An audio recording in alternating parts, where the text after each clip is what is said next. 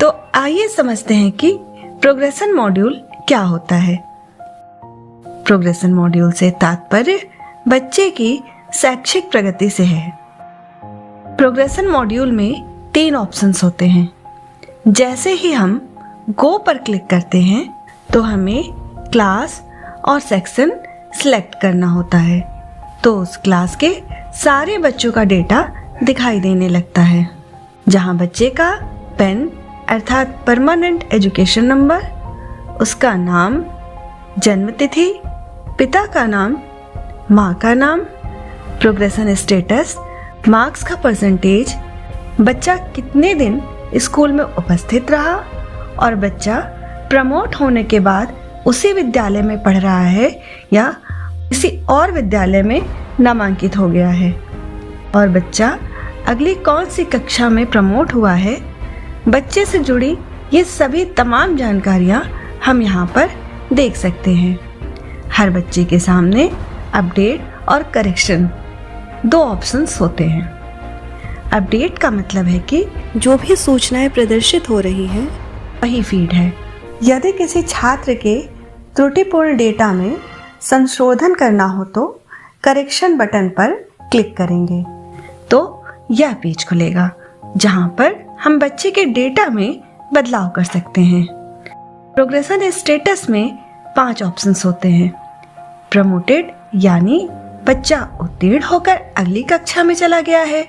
Not passed अर्थात अनुत्तीर्ण। Promoted without examination अर्थात बच्चा बिना परीक्षा दिए ही अगली कक्षा में चला गया है। डिसकंटिन्यूड बिफोर एग्जामिनेशन अर्थात बच्चे ने परीक्षा के बीच में ही पढ़ाई छोड़ दी है। रिपीटेड बाय चॉइस अर्थात छात्र रिपीटर है, यानी कि कक्षा में अनुत्तीर्ण है तथा दोबारा उसी कक्षा में पढ़ रहा है, अथवा बच्चा अपने अभिभावकों की मर्जी से इसी कक्षा में फिर से पढ़ रहा है। यहाँ पर बच्चे के टोटल मार्क्स का परसेंटेज लिखा जाएगा और यहाँ पर बच्चे के पूरे वर्ष में विद्यालय में उपस्थित दिनों की संख्या लिखी जाएगी। स्कूलिंग स्टेटस में अगर बच्चा उसी स्कूल में पढ़ रहा है तो हम स्टडिंग इन सेम स्कूल पर क्लिक करेंगे, और अगर बच्चे ने किसी दूसरे स्कूल में एडमिशन ले लिया है तो हम दूसरा ऑप्शन सिलेक्ट करेंगे। यहाँ बच्चे का सेक्शन लिखा जाएगा, बच्चा अगली कौन सी क्लास में प्रमोट हुआ वह अपने आप ही फीड हो जाएगा, और लास्ट में अपडेट बटन पर क्लिक करते ही छात्र का संशोधित डेटा पोर्टल पर सेव हो जाएगा। राइट कॉर्नर से बैक पर क्लिक करके हम फिर से पहले पेज पर आ जाएंगे।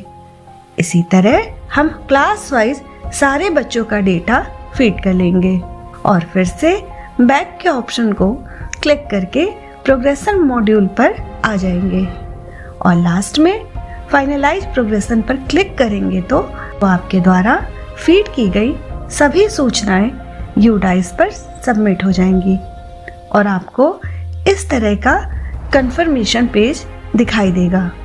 आप चाहें तो व्यू समरी पर क्लिक करके अपने विद्यालय के सभी बच्चों के डेटा की फाइनल रिपोर्ट एक साथ देख सकते हैं।